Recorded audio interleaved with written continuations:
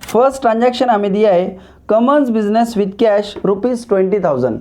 बच्चों आपको सबसे पहले ट्रांजैक्शन समझ लेना है क्या हो रहा है। बिजनेस स्टार्ट हो रहा है विथ ₹20,000। 20,000 कैश के साथ बिजनेस स्टार्ट कर रहे हैं। ओके, अब जो व्यक्ति बिजनेस स्टार्ट करता है उसे हम कहते हैं प्रोप्राइटर। ओके, और बिजनेस में क्या आ रहा है बच्चों, 20,000 का कैश आ रहा है। तो सबसे पहले हम इस ट्रांजैक्शन के 2 एस्पेक्ट समझ लेते हैं जो कि बहुत सिंपल है। सबसे पहला एस्पेक्ट हमें बनाना है cash comes in the business. जो कैश है वो बिजनेस में आ रहा है, राइट। इसलिए हम यहाँ पर फर्स्ट एस्पेक्ट लिखते हैं बच्चों, cash comes in the business. Okay, ये फर्स्ट एस्पेक्ट हमारा रहने वाला है। देन सेकेंड एस्पेक्ट क्या है कि जो भी व्यक्ति कैश ला रहा है वो कौन सा व्यक्ति है, तो वो व्यक्ति है प्रोप्राइटर। जो बिजनेस का ओनर है या प्रोप्राइटर है वो व्यक्ति क्या कर रहा है, बिजनेस में कैश ला रहा है। तो इसलिए हम यहाँ पर कहने वाले हैं proprietor is the giver. Proprietor is the giver. इस प्रकार हमें 2 एस्पेक्ट या इस ट्रांजैक्शन के फाइंड करना है। देन ये जो 2 एस्पेक्ट है, इस एस्पेक्ट पे से हमें 2 अकाउंट्स फाइंड आउट करने हैं। अब सबसे पहले आपको समझना है कि बिजनेस में क्या आ रहा है बच्चों, कैश आ रहा है, राइट। तो इसलिए हम बिजनेस में कौन सा अकाउंट बनाने वाले हैं, कैश अकाउंट। फर्स्ट अकाउंट बनाने वाले हैं cash account. Then second aspect क्या था हमारा, प्रोप्राइटर इज द गिवर। अब जो भी प्रोप्राइटर होता है, ओनर रहता है, उसके लिए हम कौन सा अकाउंट बनाते हैं बच्चों, कैपिटल अकाउंट बनाते हैं। ये बात आपको याद रखनी है। इसलिए हम सेकेंड अकाउंट यहाँ पर बनाने वाले हैं कैपिटल अकाउंट। और ये जो 2 अकाउंट है हमें यहाँ पर मिलने वाले। आ रहा है आपके समझ में। देन ये जो अकाउंट है इनको हमें रूल्स के बेसिस पे क्लासीफाई करना है। अब जो गोल्डन रूल है ये मैंने आपको पढ़ाया है, और अकॉर्डिंग टू गोल्डन रूल जो कैश होता है, सबसे पहले तो समझ लो कैश बिजनेस के लिए क्या होता है बच्चों, एक एसेट होता है, राइट। और एसेट के लिए हम कौन सा रूल अप्लाई करते हैं बच्चों, रियल अकाउंट का। इसलिए मैंने यहाँ पर लिखा रियल अकाउंट। ओके, और सेकेंड यहाँ पर अकाउंट था कैपिटल अकाउंट। कैपिटल किस व्यक्ति का अकाउंट है बच्चों, प्रोप्राइटर का। प्रोप्राइटर एक पर्सन है, और जो भी पर्सन होता है या पर्सन के लिए हम कौन सा रूल अप्लाई करते हैं, पर्सन के लिए पर्सनल अकाउंट का रूल अप्लाई करते हैं। इसलिए यहाँ पर लिखना है personal account, right. Okay, then second transaction हमें क्या दिया है, purchase goods on credit from Ajay ₹10,000। Ajay की तरफ से हम क्रेडिट बेसिस पे 10,000 के गुड्स परचेस कर रहे हैं। ओके, अब ये बातें आपको समझना है सबसे पहले कि जब भी हम परचेस करते हैं तो बिजनेस के लिए वो एक्सपेंसेस होता है। ओके, बिजनेस के लिए क्या होता है, एक्सपेंसेस। और अभी हमने उसको कैश दी नहीं है, हमें कैश फ्यूचर में देना है। तो हमने जो गुड्स परचेस किए वो किस व्यक्ति से परचेस किए, अजय से। तो इस बेसिस पे हमें उसके 2 एस्पेक्ट फाइंड आउट करने हैं। सबसे पहले जो हमने परचेस किया है, तो परचेस बिजनेस के लिए क्या है बच्चों, एक्सपेंसेस है। क्या है, एक्सपेंसेस।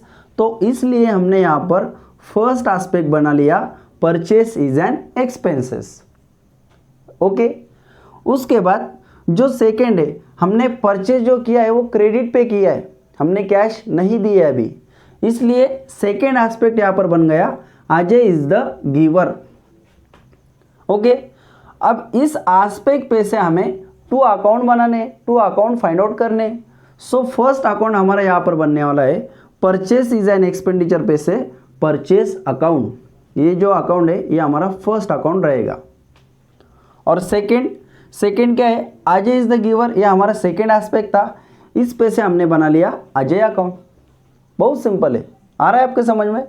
देन परचेस अकाउंट के लिए आप कौन सा रूल अप्लाई करने वाले हो। सो गोल्डन रूल में हमने पढ़ा था कि जितने भी इनकम और एक्सपेंसेस होते हैं उनके लिए हम कौन सा रूल अप्लाई करते हैं बच्चों, नॉमिनल अकाउंट का। इसलिए यहाँ पर लिख लिया नॉमिनल अकाउंट। ओके, और अजय, फिर से अजय कौन है बच्चों, अजय एक पर्सन है, तो पर्सन के लिए हम यूज करते हैं पर्सनल अकाउंट। ओके, उसके बाद ट्रांजैक्शन नंबर 3 हम देखते हैं। ट्रांजैक्शन 3 क्या है बच्चों, कैश सेल्स ₹7,000। हमने क्या किया, सेल्स किया, कुछ गुड्स बेच दिए, वो भी कैश पर। तो बहुत सीधी सीधी बात है, हमने गुड्स बेच दिए, हमने सेल्स किया, तो हमें कैश मिलने वाला है, राइट। और सेल्स हमारा बिजनेस के लिए क्या होगा, फिर कैश अगर मिल रहा है तो सेल्स हमारे बिजनेस के लिए इनकम होगा, राइट। सो उस पे से हमने बना लिया सबसे first aspect, cash comes in, जो बिजनेस में कैश आने वाला है, तो इस पर से हमने बना लिया कैश कम्स इन, ये फर्स्ट एस्पेक्ट। और सेकेंड, कैश क्यों आ रहा है, क्योंकि हमने सेल्स किया, और जब भी हम सेल्स करते हैं, सेल्स हमारे बिजनेस के लिए एक इनकम का सोर्स होता है, इसलिए हमने यहाँ पर सेकेंड एस्पेक्ट बनाया, sales is an income, right. आ रहा है आपके समझ में। अब इस पे से हमें फिर से 2 अकाउंट बनाना है। सो फर्स्ट हमने बना लिया कैश अकाउंट, और सेकेंड सेल्स पर से बना लिया सेल्स अकाउंट, ओके। अब इस पे से हमें इनको क्लासीफाई करना है। क्लासीफाई करना है मतलब कौन से अकाउंट के लिए कौन सा रूल अप्लाई होता है। सो फर्स्ट हम देखेंगे कैश अकाउंट। कैश बिजनेस के लिए क्या है बच्चों, एसेट है, और एसेट के लिए हम लगाते हैं रियल अकाउंट का रूल, ओके।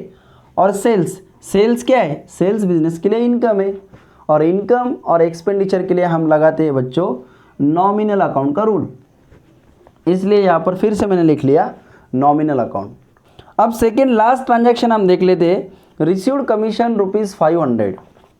अब आपको ये बात समझना है, क्या कमीशन हो, इंटरेस्ट हो, अगर आपको रिसीव्ड हो रहा है तो मतलब कैश ही रिसीव्ड हो रहा है, लेकिन इनके अलग अलग नाम हैं।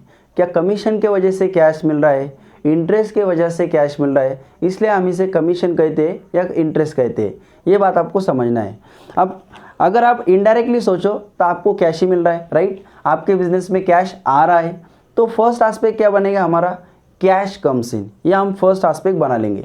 और सेकेंड, कैश क्यों मिल रहा है, कैश मिलने के पीछे का रीज़न क्या है, क्योंकि हमें इनकम हो रहा है, और इनकम किस वजह से हो रहा है, कमीशन के वजह से, इसलिए हम कमीशन इज एन इनकम, ये सेकेंड एस्पेक्ट बना लेंगे। देखो यहाँ पर मैंने वैसा ही लिखा है, फर्स्ट एस्पेक्ट क्या बनाया मैंने यहाँ पर, कैश कम्स इन, ये हमारा फर्स्ट एस्पेक्ट बन गया। और सेकेंड, कैश क्यों मिल रहा है, क्योंकि हमें इनकम हुआ है, और इनकम किस वजह से हुआ है, कमीशन के वजह से, इसलिए सेकेंड एस्पेक्ट बना है बच्चों यहाँ पर, कमीशन इज एन इनकम।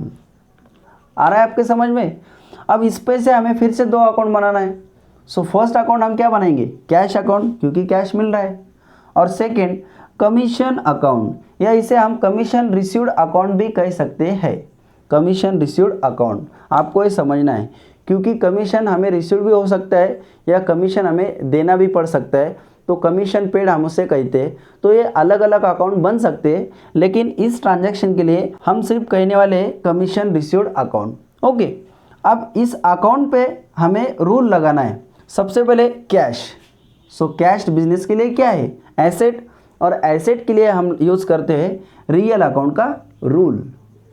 और कमीशन रिसीव्ड, कमीशन बिजनेस के लिए क्या है बच्चों, इनकम है, और इनकम के लिए हम फिर से यूज़ करने वाले हैं नॉमिनल अकाउंट का रूल, राइट। अब और एक ट्रांजैक्शन आपके बुक में दिया है, जो लास्ट ट्रांजैक्शन है, पेड रेंट ₹800। मैं आप क्या करता हूँ, आपको इस ट्रांजैक्शन को थोड़ा सा एक्सप्लेन कर देता हूँ, मतलब आपको होमवर्क में इसे ट्राई करते आएगा, ओके। अब ट्रांजैक्शन हमें क्या दिया है, पेड रेंट ₹800। पेड मतलब क्या बच्चों, क्या हम किसी व्यक्ति को कैश दे रहे हैं, और कैश क्यों दे रहे हैं, रेंट की वजह से, रेंट हम दे रहे हैं, ओके। तो जब भी हम किसी को कैश देते हैं बिजनेस में से, वो हमारे लिए एक्सपेंसेस हो जाता है, बिजनेस के लिए क्या हो जाता है, एक्सपेंसेस हो जाता है, इसलिए हम फर्स्ट एस्पेक्ट क्या बनाएंगे, rent is an expenses, okay. और सेकेंड एस्पेक्ट क्या बनेगा, बिजनेस में एक्सपेंसेस होता है तो कैश जा रही है, राइट। सो सेकेंड एस्पेक्ट हम क्या बनाएंगे, कैश गोज आउट, ये 2 एस्पेक्ट हम वहाँ पर लिखेंगे, ओके। अब एस्पेक्ट हमारे जब बन जाएंगे तो एस्पेक्ट पे से हमें क्या बनाना है बच्चों, अकाउंट्स बनाना है। सो सबसे पहले हम रेंट पेड अकाउंट, ये हमारा बनने वाला है, जो फर्स्ट अकाउंट इस कॉलम में हम लिखने वाले हैं रेंट पेड अकाउंट। और सेकेंड क्या बनाएंगे बच्चों, हम सेकेंड बनाएंगे कैश अकाउंट, क्योंकि आप कैश जा रहा है, ओके। और सेकेंड अकाउंट हमारा बन जाएगा कैश अकाउंट। तो आपको 2 अकाउंट्स के कॉलम में ऐसे 2 अकाउंट्स फाइंड आउट करने हैं, और आप उन पर रूल लगाना है। रेंट पेड बिजनेस के लिए एक्सपेंसेस रहेगा, तो उसके लिए लगेगा बच्चों नॉमिनल अकाउंट का रूल, ओके। और कैश बिजनेस के लिए क्या है, एसेट है, और एसेट के लिए हम लगाएंगे रियल अकाउंट का रूल। ये बात आपको याद रखनी है। आप इसे ज़रूर ट्राई करना, आपको ये बहुत सिंपल है, आ जाएगा। और फिर भी कोई प्रॉब्लम हुआ तो कमेंट करना, मैं उसको ज़रूर आपको रिप्लाई करूँगा, ठीक है। तो आज की इस वीडियो में हमने जो कवर किया है बच्चों, ये पूरा बेसिक है अकाउंटिंग इक्वेशन के लिए। अगर आपको वीडियो नहीं समझ में आता है तो वीडियो को फिर से एक बार ज़रूर देख लेना, आपको पूरी बातें समझ में आ जाएगी। और इसके बाद हम अकाउंटिंग इक्वेशन पर वीडियो बनाने वाले हैं। ऑलरेडी हमने अकाउंटिंग इक्वेशन पर बहुत सारे वीडियो बनाए हैं, लेकिन वो मराठी लैंग्वेज में बनाए हैं। और बहुत सारे बच्चे मुझे रिक्वेस्ट कर रहे थे कि सर हिंदी लैंग्वेज में भी वीडियो बनाओ। सो अब मैंने हिंदी लैंग्वेज में वीडियो बनाना स्टार्ट किया है। बहुत सारी गलतियाँ भी हो रही है, लेकिन मैं कोशिश कर रहा हूँ, और आप भी समझकर वीडियो ज़रूर देखना।